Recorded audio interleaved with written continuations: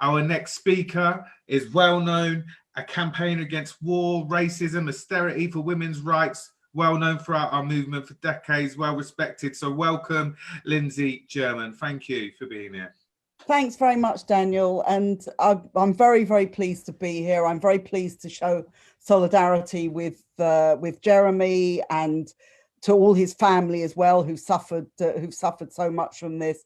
And I'm very pleased that so many people have joined the rally and are taking part in this, because I think this is an absolutely crucial thing. I've known Jeremy for many years. I come from the same generation as Jeremy, and I know everything about Jeremy, going back to activity in the 1970s, is that he is not a racist. And I feel that one of the horrible outcomes of this campaign has been to treat him as though he is. And I think one of the things we're standing up and saying today is that we reject the whole way in which the left is being accused of anti-Semitism. We know that there are elements of anti-Semitism inside the Labour Party, just as there are throughout society, but they do not come from Jeremy Corbyn. And I think when you look at what Jeremy said on Thursday, the truth is that what he said was right, that what he said was honest, and he shouldn't apologise for it, and he should be reinstated immediately. I think there's absolutely no doubt about that.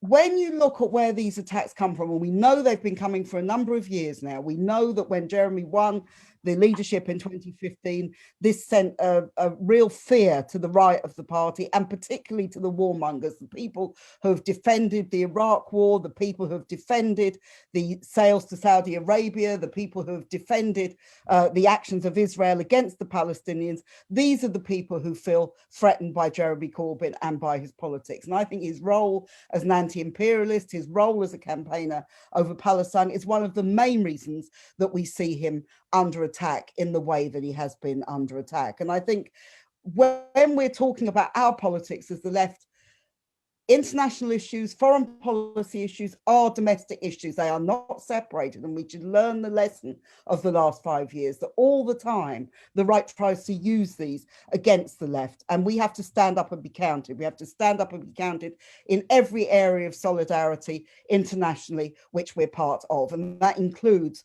the fight for the Palestinians. We also have to understand that this is a witch hunt going on, that what has happened, for example, with the campaign against anti-Semitism, it doesn't just stop with Jeremy Corbyn. There are a whole number of other figures, leading figures inside the Labour Party, who are now under attack from them and who they are demanding investigation of. And the truth about a witch hunt is you have to stand up to a witch hunt. Unless you stand up and tell the truth and stick to your guns, then you find that more and more people become under attack. And that is exactly what they want to do with us at the moment. And therefore, you know, if you look in the 17th century when you had the witch hunts, actually what they did was to say denial of the charge is in itself proof that you're guilty. That isn't something that we can accept, nor should we accept it. So I think it's very, very important that we defend ourselves, that we defend Jeremy, and we defend socialist ideas. There has never been a more important time when we're fighting against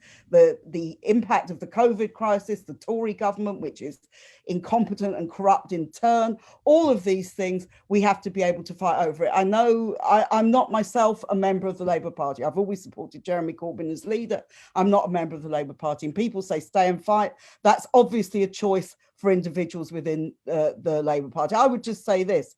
Whether you stay or whether you leave, the key thing is to fight. The key thing is we have to organise, whether it's over the school closures, whether it's over the job losses, whether it's over health and safety, whether it's over racism, whatever the issue is, whether it's over war, we have to fight, we have to unite and fight, not in a false unity where we just keep quiet about things, but where we fight for our principles, we fight for our ideas, and we fight to take society forward. Thank you very much.